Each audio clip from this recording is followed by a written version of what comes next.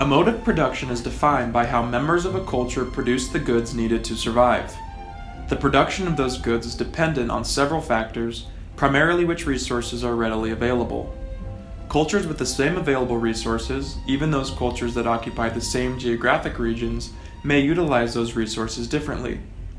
These differences in methodology can influence behaviors within a culture, and in turn, affect how they act within their environment. Subsistence strategies are the modes of production that account for a culture's ability to produce food for its members. While each culture's subsistence stratagem is unique, there are 4 categories under which all cultures fall: foraging, pastoralism, horticulture, and intensive agriculture. These categories are defined by the number of people that each can sustain, their interaction with the environment, and the methods of production themselves. Puget Sound is a fjord estuary, meaning it was formed by advancing glacial ice sheets cutting deep gouges in the earth. When the glacial ice receded over 10,000 years ago, fresh water filled many of the cavities, forming lakes, while salt water pushed inland and filled the sound itself.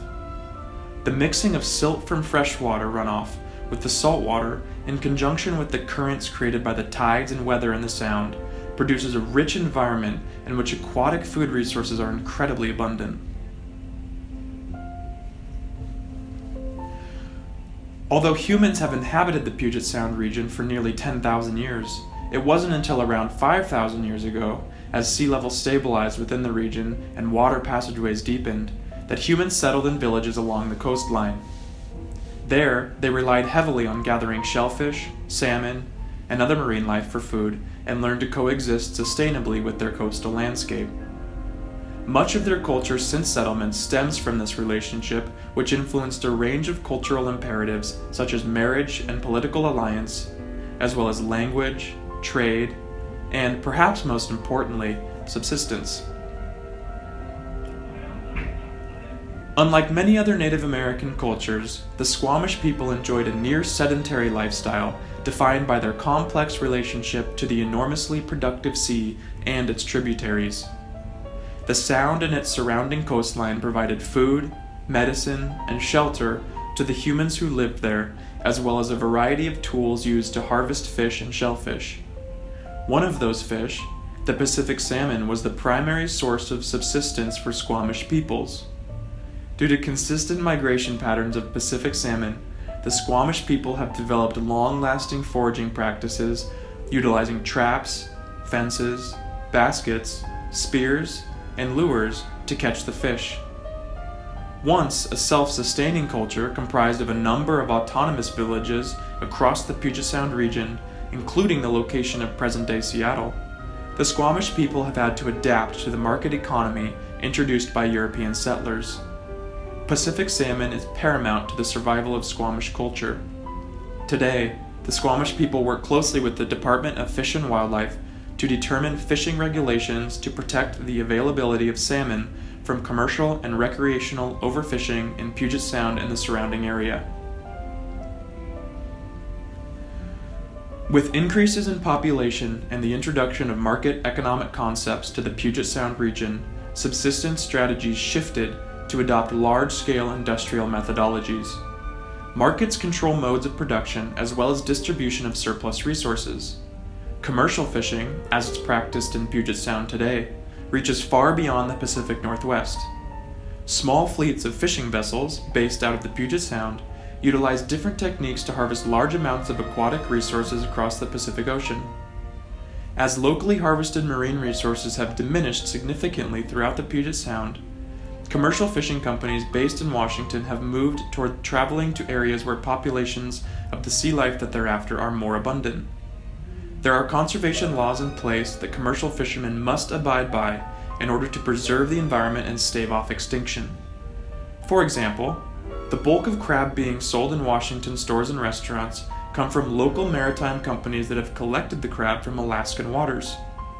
While the Squamish are able to source the bulk of their fish locally, Washington-based fishermen gather the bulk of their fish from other parts of the globe.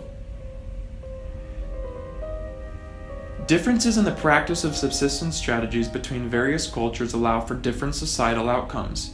Carrying capacity is affected as utilization of resources increases and populations grow. Social stratification occurs as market systems encroach on egalitarian cultures. The environment is strained under the weight of accelerated exploitation. Measures have been taken in the form of legislation and self-imposed conservation in an attempt to halt the depletion and elimination of resources. Although fishing primarily remains a mode of subsistence, it is important to note that it has also developed into an activity of leisure practiced throughout many regions, including Washington. In just a moment, Max Templin, a fly fisherman from Federal Way, Washington, will share with us how fly fishing is incorporated into his culture while he demonstrates how to tie a fly. Fishing for leisure rather than subsistence occurs when a fisherman releases the fish that he catches rather than keeping them, and practices this purely for enjoyment.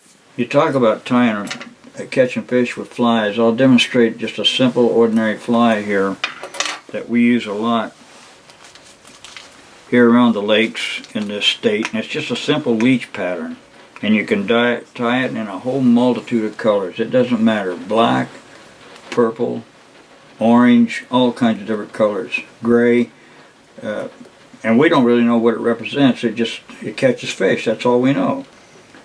So I'll just demonstrate how quick and easy it is to tie one of these.